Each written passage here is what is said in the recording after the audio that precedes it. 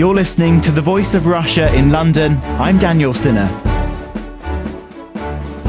The British government has outlined plans that would force internet service providers to keep a record of every user's phone calls, emails and web use. Under the new Communications Data Bill, the government hopes to extend the access that the police and security services have to the public's communications data. The government say the new bill will allow police and security authorities to monitor the activities of terrorists and serious criminals who are exploiting modern forms of communications. But critics warn that the plans are an unnecessary intrusion into people's privacy and could be open to abuse.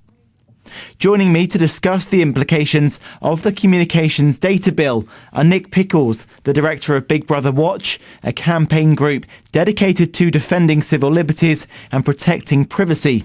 Laurence Kaye is the leader of Pirate Party UK, a political party which stands for digital rights and civil liberties.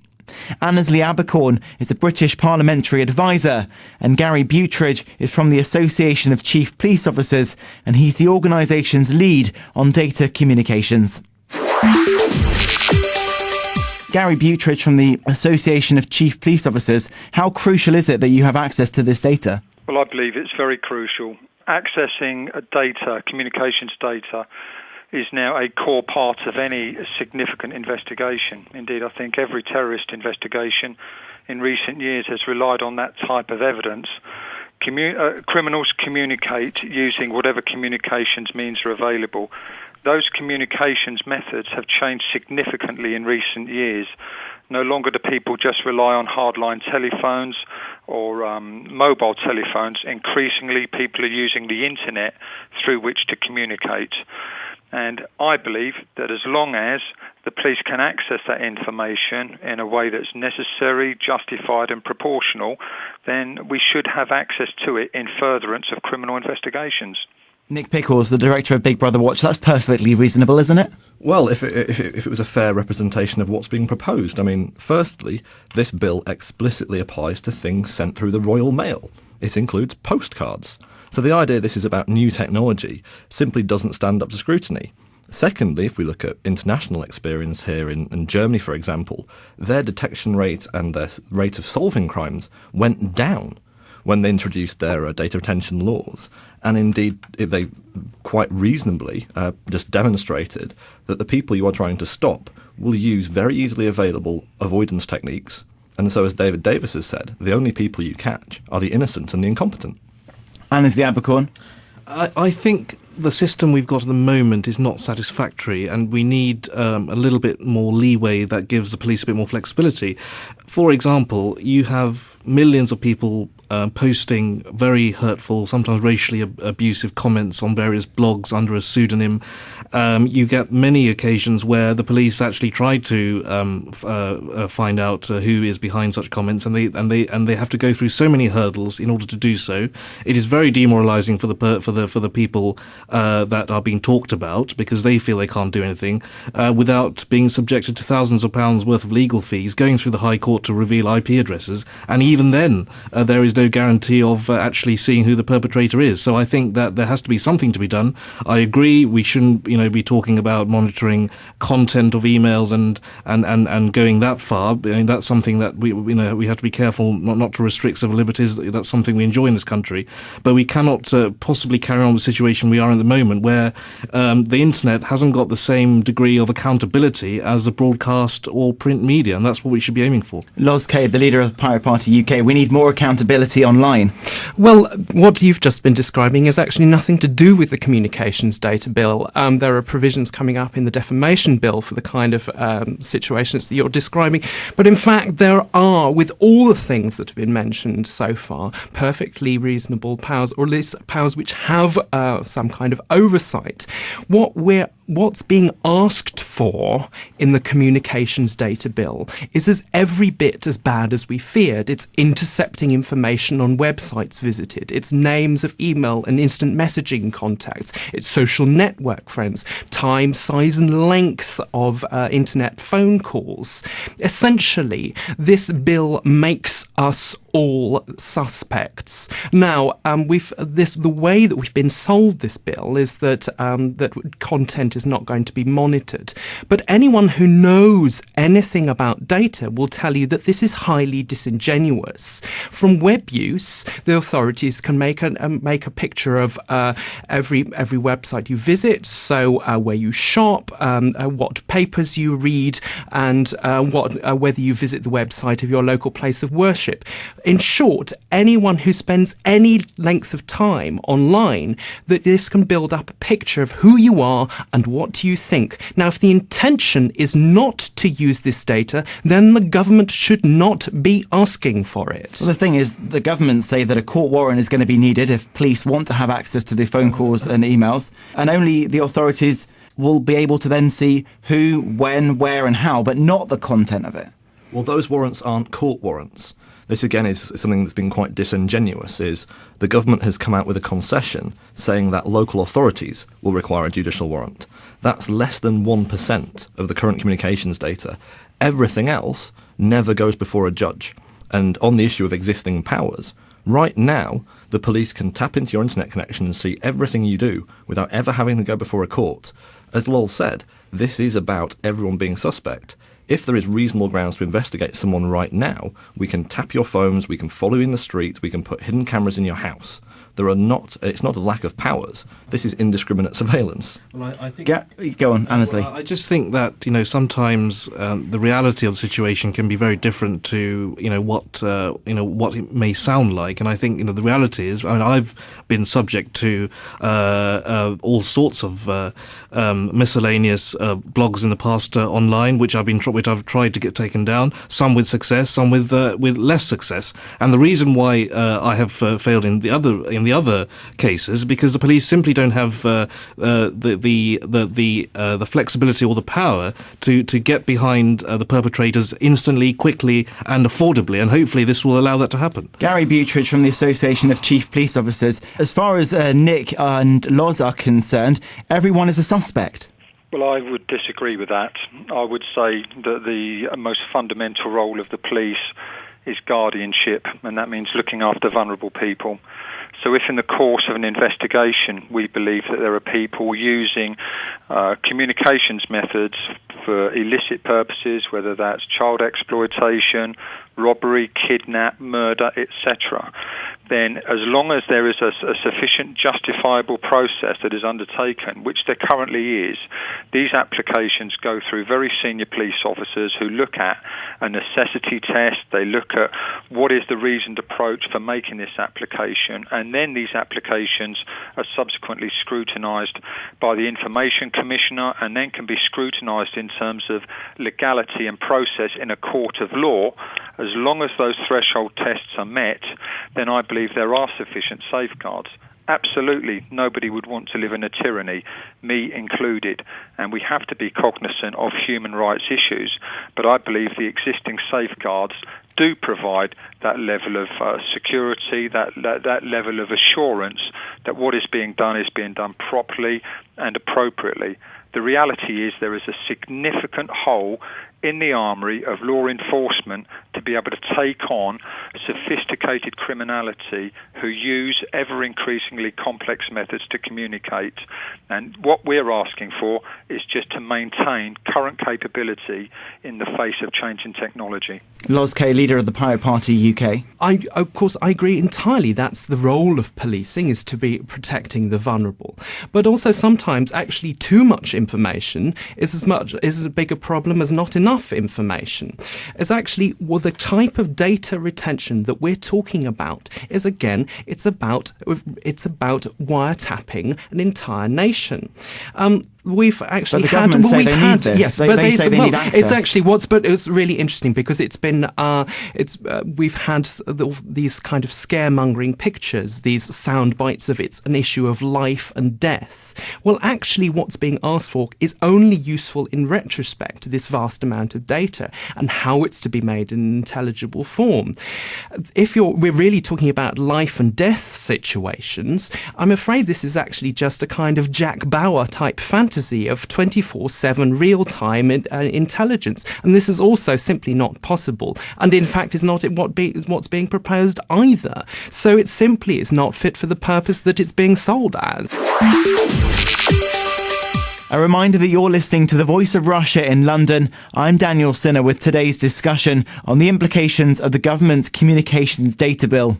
Joining me are Nick Pickles from Big Brother Watch, Laurence Kaye, the leader of the Pirate Party UK, Annesley Abercorn, a British parliamentary advisor, and Gary Beutridge from the Association of Chief Police Officers. The government and the police believe that the existing legislation on this isn't enough. It's not giving them enough access to the modern communications that they need to track terrorists and serious criminals. Nick Pickles, if they need extra powers, surely this is just in the form of the communications data bill. Well, firstly, let's remember that the people in the bill this says itself, the biggest beneficiaries of this will be the taxman. The soundbite about this is a matter of life and death. No, it's not. It's a matter of pounds and pence. And HMRC, Her Majesty's Revenue and Customs, will be one of the people who can get this data that's got nothing to do with terrorism and everything to do with tax. So there is a financial incentive here. Gary, quite interestingly, HMRC, Revenue and Customs, are going to have access to some of this material. Why would they need access to this? If they are looking to prosecute people who are fraudulently not paying their tax and they're conducting their own investigations, then I would surmise that is the reason why. My particular sphere of influence is on behalf of law enforcement, so I wouldn't want to put myself up as being a spokesman for Her Majesty's Revenue and Customs, but they do conduct their own investigations, and some of these investigations are at the peak of organised criminality in relation to fraud and tax offences. So I think as long as they go through the same proportionality test, quite legitimately they could make a case for accessing this data. Now, Nick, under this new law, it will replace the old law where 650 public bodies and around 474 local councils and government agencies had access to our data. This new bill bans all of those bodies from having access to our material, apart from police, security agencies and Revenue and Customs. That's got to be a good thing in the bill, surely. Well, firstly, it doesn't ban them access to the data that's already held. Public authorities, with the exception of local authorities, will still be able to access existing data. So that's things like information held by your phone company. The extended data will be available to those bodies on application to a court, and indeed anybody else who goes to a court. And I think one thing we can guarantee is when private companies are forced to hold this data, you will then see other private companies going to court to try and get that data. So we've already seen situations, the ACS law case, Telefonica, private companies suing ISPs to get data for their own legal action that's got nothing to do with national security. So if they wanted to restrict it to purely national security grounds, there wouldn't be a massive list in the bill that says the reasons that data can be disclosed include economic interests of the UK, public health, and various other reasons, and anything else the Home Secretary may decree without parliamentary approval. There's a huge amount of vagueness in this bill, and fundamentally, let's remember that it involves installing hardware on the British internet network, and you only need to look at what Oxford and Cambridge University are saying about this is going to increase the vulnerability of UK PLC, both protecting our companies, but also once these black boxes are in, if you're a foreign government, you don't need a spy anymore. You just need to go after one of these boxes, which is going to be operated in an ISP, potentially overseas. They're huge vulnerabilities for the UK's national security. Annesley Abercorn, this is going to be very vulnerable for the UK's interests and in terms of spying from other countries. What's your thoughts on that? Well, I think that the Home Office and the security services should be very selective in the data that they wish to hold and how they go about the criteria that determines whether they go after that data. They should only go after suspects that have a proven record of criminality, possibly using internet and other sources, and that's a way to sort of really hone in on those areas of crime. I agree that we should be very careful not to make sure this data is properly secured and away from potential countries getting access to it from abroad. Maybe it should be purely a domestically based appliance that's installed, and those safeguards have to be put in place. Gary, police and security authorities already have powers in the form of the current legislation to access phone and email records and also some web use. Why do police feel the need to have even more power? Because quite simply, the information that we access routinely is not kept by internet service providers, and people are changing the way in which they communicate. We estimate that there would be a gap approaching 25% at the moment because of the changing nature of people's communications methods and in respect to the information we would like to access in furtherance of criminality and crimes in action. It's a fact that if you look at data records, people are now communicating less on hardline telephones and on mobile telephones, and they're using more web-based applications, and that's an increasing phenomena, and this gap will just continue to grow. Annesley Abercorn, the police obviously need these powers. As far as Gary is concerned and the government are concerned, it's got to be a good step in the right direction. I think that the bill has to be looked at very carefully. We don't want to overstep the line. We don't want, we don't want people looking at content of emails and conversations and all the rest of it. That should be kept private. But I think having an idea as to which internet sites people are going to, for example, if you have somebody you think is posting illegal material on a website, and if you have a strong suspicion who it might be, my understanding, I could be wrong, but my understanding is that under this new legislation, the police will be easily able to track the kind of websites that person is associating themselves with and actually using, and can make a link that way, and that surely has to be a good thing. I mean, it could save people's lives. It could, this sort of thing against other people has deep psychological effects, and surely, some way of making it easier to track down the perpetrators has to be a good thing. And if we can find, a middle way whereby we can make it easier for the police to do that without restricting civil liberty, then I think that has to be the way forward. There'll never be a perfect solution, but the situation we have at the moment simply isn't satisfactory. Laurence Kaye, the leader of the Pirate Party, at the moment, Annesley is saying they need the ability to track down these people. If you've got nothing to hide, why should you be worried? Well, this is one of the favourite mantras. If you've got nothing to hide, you've got nothing to fear. Everyone in this country has a lot to fear. But from what is extraordinary about what we've just heard is the amazing U-turn of the Conservative Party on this issue. Only as recently as 2009, we were hearing completely the opposite, the opposite tones. And David Cameron himself was talking about how Labour grasp for information and using scare tactics to be able to get what they want. Essentially, this is even going back on what was written into the coalition agreement. The U-turn isn't important to the question. My question was, Annesley says it's going to be easy to track down suspects. The U-turn is fundamental to the whole question about why are they bringing forward this legislation now when it was when it was precisely the opposite was in the coalition agreement. There was a promise to end storage of internet and email records for no good reason. Well, storing the entire nation's internet and email records is no good reason. Well, so not only is between storage and access, isn't there? I mean, and also the other thing to bear in mind. That's what you're asking for. The other thing to bear in mind is that 2009 is 3 years ago. 2010, when the coalition agreement was drawn up, is 2 years ago. The way in which people use smartphones and the increase of portable mobile technology has really, there's been a transformation in the last 3 years. So I think, you can't blame a government for trying to review the situation as time goes on, as technology improves. Nick Pickles, if you've got nothing to hide, you've got nothing to fear. Laurence Kaye says it's the usual mantra, but it seems to be at the heart of some of the key arguments for this data bill. It's worth sacrificing some freedoms to protect others, and if you've got nothing to hide, you've got nothing to fear. What are your thoughts? Well, for example, this will mean that if I visit alcoholicsanonymous.com, there will be a database held by a private company, not by the state, which records that information.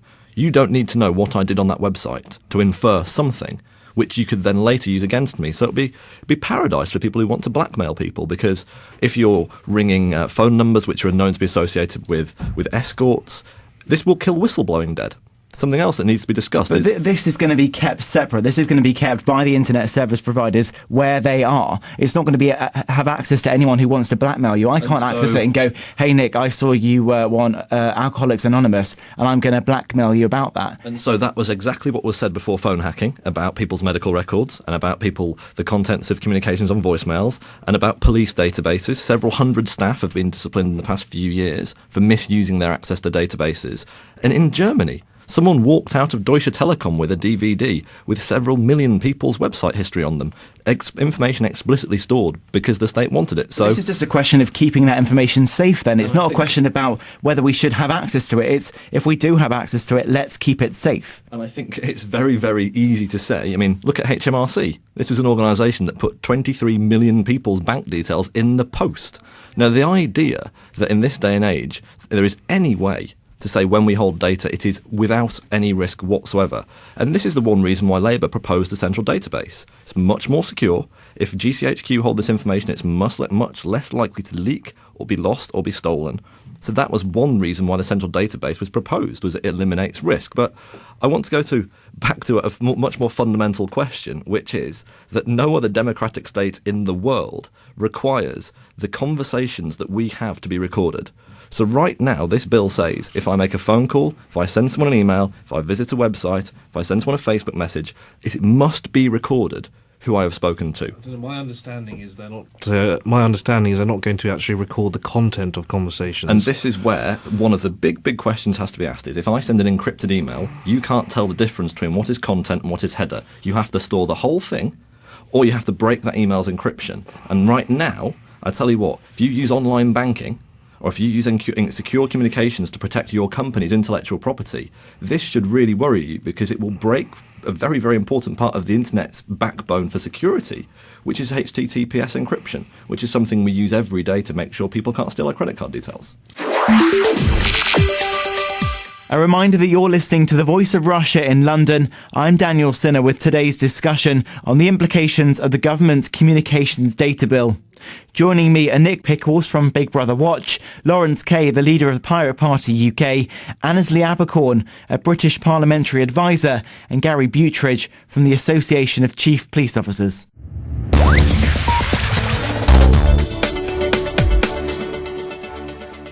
Gary Beutridge, we mentioned before about sacrificing other freedoms to protect others. Do you think this is necessary within the communications data bill, that people do give up some of their privacy so that police can know who is contacting who, when, where and how? This is a necessary step for the police? Quite clearly it's the job of government to legislate and not the police, or the police to try and influence that, but to point out where the gaps are. I'll just make one very quick point, that communications data is about the time, duration, numbers, or an email address. It absolutely is not about the content of the communication. But I go back to what I said earlier. The job of the police is to protect vulnerable people and to be able to take on organised criminality, serious crime and terrorism. At the moment, there is a gap in our ability to do so. My understanding is that this bill is about maintaining capability. It is not about increasing capability. It's about maintaining it in the face of changing communications methods. And there is a widening gap that blunts the ability of law enforcement to protect people. And that is what the police are all about. Critics of the bill, including two of those sitting in the studio and also backbench MPs from the Conservative and Liberal Democrat parties, warned that this could now be open to abuse. What measures have you got in place to ensure that that doesn't happen? Well, there are very, very robust measures in place. This type of evidence and intelligence is treated with the utmost professionalism by specifically and specially trained officers who are accredited in its use. There's high levels of security around how the police actually manage data with inspections, and it is capable and is inspected through external inspection by the Communications Commissioner through court processes and through our own internal justification procedures, which are inspected as well. What about how it's stored? You know, we are now saying to internet service providers that they are going to be storing a huge amount of data. Can we really trust them to handle this data responsibly? They're not police, are they? Well, again, I believe that's a matter for government to deal with internet service providers in much the same way as they do so with communication service providers. And there will have to be standards and inspection regimes linked to that to ensure compliance. But this is about asking ISPs to keep data or keep records of data that hitherto they have not, that can then be examined once proper processes are in place to justify the access of that information. Nick Pickles, director of Big Brother Watch. Well, I think there's 2 points quickly to make. Firstly, I think Gary and I would agree on this. The biggest vulnerability the police have right now is that they don't have the resources in individual police forces to deal with the data they recover from crime scenes. So if there's a raid on a mid-level drug dealer, they'll recover laptops and phones, and they might be encrypted. It's very difficult for the police to actually find the resources right now to deal with all that information. And I think that would be a much more effective use of the £2 billion we're talking about, is to more effectively fund local law enforcement. But let's look at what the actual experts have said. The 7/7 inquest went into detail about the amount of surveillance and communications data available, and it concluded that more surveillance and more communications data would not have been useful because the people involved were taking the utterly trivial step of using more than one prepay mobile phone. Now, I'm sorry, but all the surveillance in the world will be defeated by very, very simple technical steps, many of which are perfectly legal and are available right now. So the idea that this will fix the problem is ridiculous. We're going to have the same conversation in 2 years, saying we need even more power and even more power because people are avoiding it. That's exactly what happened in Germany. Annesley Abercorn, is this going to be a matter of police getting these powers now, security services saying they need more powers later? This kind of slippery slope argument it is traditionally. Well, we shouldn't be... technology is changing all the time, and we shouldn't be afraid of review. I wouldn't like to say have more powers. I'd like to say review so that, maybe the nature of the powers that they have in the future may change. I'd like to see a sort of horizontal move. I don't want to see any more infringement of personal liberty or anything like that. But the fact of the matter is that technology is changing all the time. We don't know what the internet and what devices are going to be around in 5-10 years down the line. This will always have to be reviewed, and I think that's the spirit upon which we should enter this bill. It's in its early stages. It's still subject to possible change. When it goes in, it'll be under review. It should continue to be reviewed as technology changes, and it changes so fast. The way in which you're going to get access data and talk to people is changing all the time. It's becoming faster, it's becoming more instant, and it's becoming more plentiful, and it's becoming more widely used. That has to be taken into consideration moving forward.